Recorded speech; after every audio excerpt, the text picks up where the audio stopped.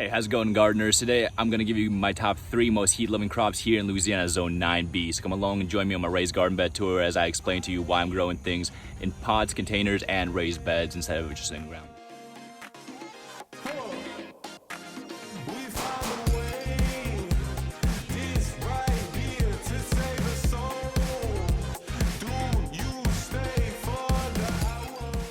Many reasons why I started with raised garden beds over just in-ground over here. One of those being the soil. This is what our native soil looks like down here. As soon as it's starting to dry out, it starts to crack, flake. Whenever it's wet, it holds onto water, which is very much not good for plants that don't like wet feet. You're wondering where these tracks from? They're from Clyde. And I can try to protect my Roselle hibiscus as much as I want each year. However, each year she gets to it and causes it to branch. So thank you, Clyde. Cucumbers can sprawl for something up to 10 feet, so you want to make sure that you're using a nice, tall, and sturdy trellis. On this trellis, currently I have almost 12 cucumbers as well as 2 birdhouse loofahs, and it's supporting them just fine. Cucumbers in the south is that you got to succession sow them, and you can't really dwell too much on one cucumber dying, just like the ones that are over there not doing so hot. Crop number 2 is one of the ones that actually got me into gardening besides tomatoes, and that is the peppers. Up in the front you see my ají limon, followed by my Megatron jalapeno and my serrano. A little bit on the left you can see my early jalapeno, and that is the mistake of overcrowding.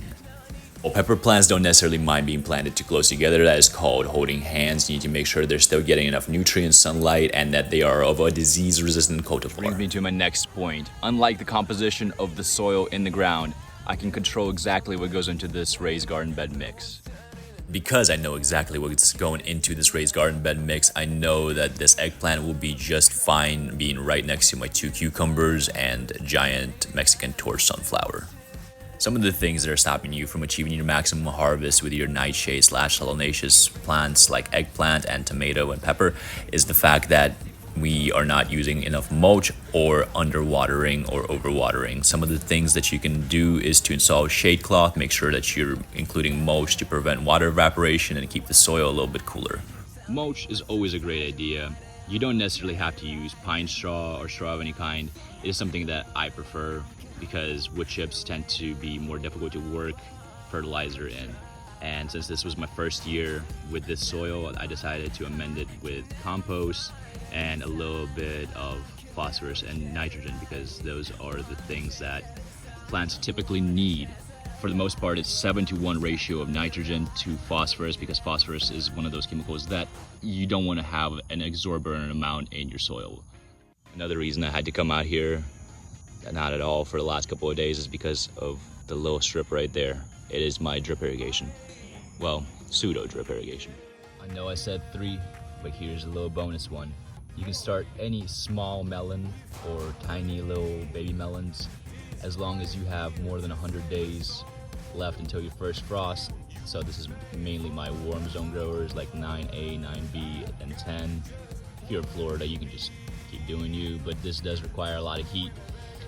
So therefore, I wouldn't recommend it for everyone, but if you really want to squeeze in a couple more extra things in the garden, I would recommend starting some baby watermelons. This one's called Sugar Baby, and it's producing quite nicely still. And here's one more experiment I'm running about the pot size, as well as the nutrients needed for each plant to survive and thrive. So far, these guys are doing quite wonderful. Despite their small pot size, they're flowering, they're green. They don't show too great of signs of disease, at least for sure this one. They were both struggling plants to begin with, but now that they have a bigger pot than the one that they started off with, about this size, they're actually right here. The reason that these are all my favorite vegetables to grow in the garden is because I can then turn this around and make spicy eggplant and spicy pickles that double over as a snack and a marinade for my protein. One of the mistakes that I made early on when growing these cucumbers is not spacing them far enough apart, and that caused an airflow issue to developing further into powdery mildew, and then the Japanese beetles came in and spread the disease even further. However, one of the things that I would change is spacing them further away apart, as well as not growing the homemade pickle variety, which was terrible disease resistance. It might have been 8 a.m., but me and the dog were already hot after a few minutes. I hope this video helped you guys, and good luck in the garden. Happy growing. Hey, how's it going, growers?